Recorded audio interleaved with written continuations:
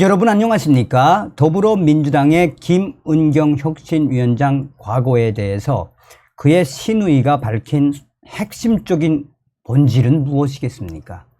한마디로 막장 드라마 같은 그녀의 소름 돋는 과거에서 무엇을 느끼고 있습니까? 어떻게 보면 이재명과도 매우 결이 같은 김은경, 이제 그의 아들까지 나왔죠.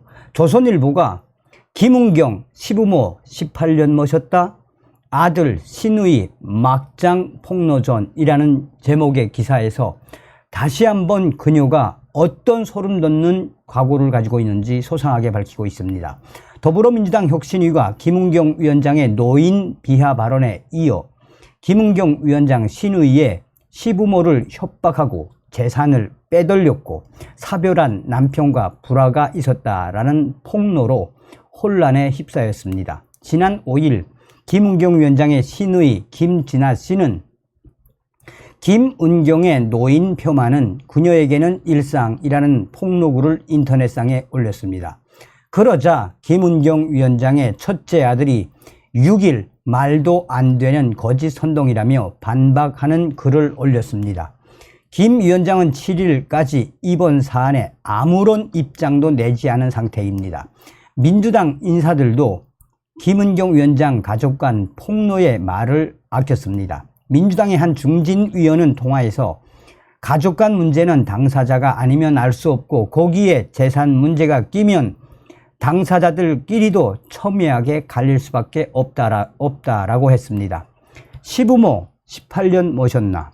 발단은 김은경 위원장이 지난 3일 대한노인회에서 한 남편 사후에 시댁 어른들을 18년 모셨다, 두 분을 선산에 묻어드렸다라는 발언이었습니다.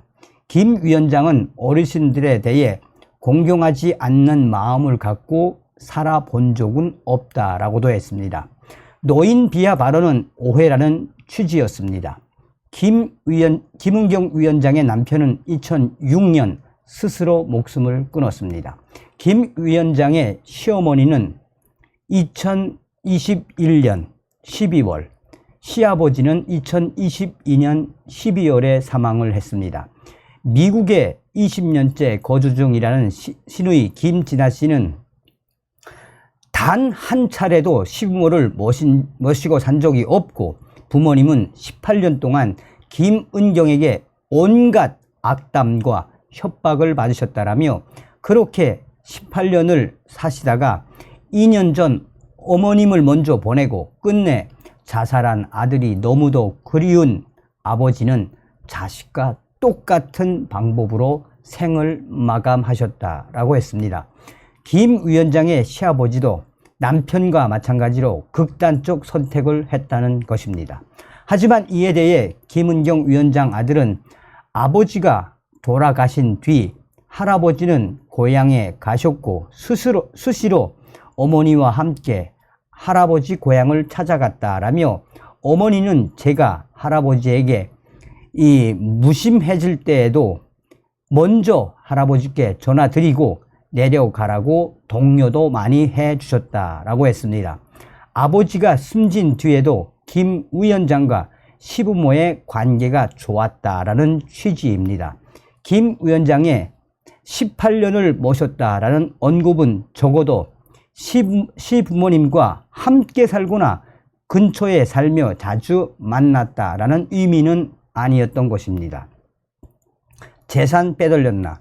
신의는 김은경 위원장이 남편 사망 직후 시아버지가 운영하던 사업체를 가로챘다고 주장을 했습니다. 김 위원장의 시아버지는 소방 관련 특허를 여러 개 갖고 관련 제품을 생산했고 김 위원장의 남편은 아버지와 함께 일했다라고 강조하고 있습니다. 실제로 김 위원장의 시아버지는 10개가 넘는 관련 특허를 출원을 했습니다. 신의는 친정아빠는 사업으로 승승장구하던 참에 오빠의 도움으로 날개를 달았다라며 오빠는 그 도구로 세무조사를 받아야 할 만큼 재산이 불어났고 그 당시 강남에 있는 아파트와 빌라를 매입했다라고 했습니다. 신우이는 하지만 오빠가 스스로 목숨을 끊은 뒤 황당한 상황이 벌어졌다라고 했습니다. 그는 김은경은 오빠가 떨어져 죽은 그 순간부터 장례가 끝난 우리가 본 그 어떤 순간에도 눈물을 단 한 방울도 흘리지 않았다라며 오빠의 자살보다 더욱 황당한 일은 어수선한 틈을 타 아빠의 사업체를 김 위원장이 자신의 친동생 이름으로 바꾼 일이라고 했습니다. 이어 아빠는 즉시 시정을 요구하고 법에 호소했지만 증거 불충분으로 손써볼 방법이 없었고 하나뿐인 아들을 잃은 고통도 모자라 땀 흘려 읽은 사업체까지 며느리가 가로채 갔으니 집안은 풍비박산 났다라고 했습니다. 이에 대해 김 위원장의 아들은 생전에 아버지가 운영했던 회사를 저희 어머니가 가로챘다는 것은 사실이 아니다라며 할아버지는 아버지가 돌아가신 후에 저희 집이 회사를 이끌며 할아버지 할머니를 부양하길 원했다라고 강조했습니다. 현재 회사 명의가 김은경 위원장 동생 명의인지는 밝히지 않았습니다. 전체 취지는 김은경 위원장 측에서 회사를 운영 중이라는 의미로 해석이 됩니다. 김 위원장은 지난 3월 공직자 재산 공개 때 서울 서초구의 아파트와 빌라 등 61억 원 재산을 신고했습니다. 시아버지 사업체 관련 재산은 내역이 아예 없었습니다. 부부 불화가 자살 원인. 신우이는 오빠 부부 사이에 극심한 불화가 있었다라고도 주장했습니다. 김 위원장의 남편이 극단적인 선택을 한 뒤 김은경 위원장의 둘째 아들로부터 엄마랑 아빠가 막 싸웠어. 그래서 아빠가 화가 나서 뛰어내렸어. 라는 말을 들었다는 것입니다. 신우이는 이 사건이 일어나기 한참 전부터 김 위원장이 말끝마다 60세가 되면 이혼할 거라는 말을 공공연하게 흘리며 남편과의 사이가 멀어지고 있음을 내비쳤다라고도 했습니다. 이에 대해 김 위원장의 아들은 아버지가 사망했을 때 동생은 만 3세였다. 아버지의 죽음을 9살까지 숨겼고 사인이 자살이라는 건 최근까지도 몰랐다라고 했습니다. 이어 고모가 아빠랑 엄마가 싸웠고 화가 나서 뛰어내렸다라는 말을 동생으로부터 들었다고 거짓말을 하는 건 제 어머니뿐만 아니라 조카인 저나 동생에게 큰 잘못을 하는 거다. 어쩌다 이렇게까지 저희를 괴롭히고 싶으셨나 라고 했습니다. 부의금만 챙긴 김은경. 참 대단하죠.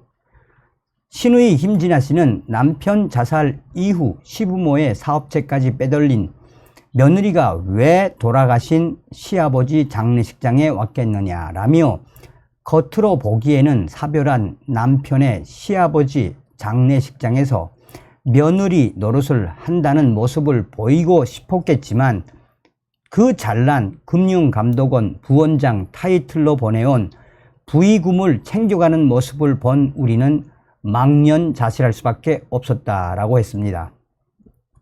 금융감독원과 금융권 등에 따르면 김은경 위원장이 시부상을 당했다는 소식은 일요일인 작년 12월 4일 오후 5시쯤 금감원 공보실을 통해 언론에 전파가 됐습니다.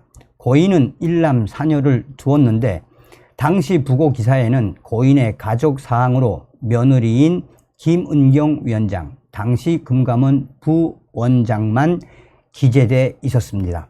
김진아 씨를 포함한 3녀와 사위 등 이름은 없었습니다. 금감원 관계자는 부고가 휴일에 알려진 데다 발인이 바로 다음날 오전이었고 장례식장도 전북 전주여서 대부분 직접 상가에 찾아가지 못하고 조의금만 보낸 것으로 알고 있다라고 말했습니다. 금융권 안팎에서는 금감원 고위 간부가 경조사에 금융기관 등이 내는 부의금 액수는 상당하다는 말까지 나오고 있습니다. 김은경 위원장이 시부모 사망을 이용해 거액의 부의금을 챙겼다고 신우이가 주장한 겁니다.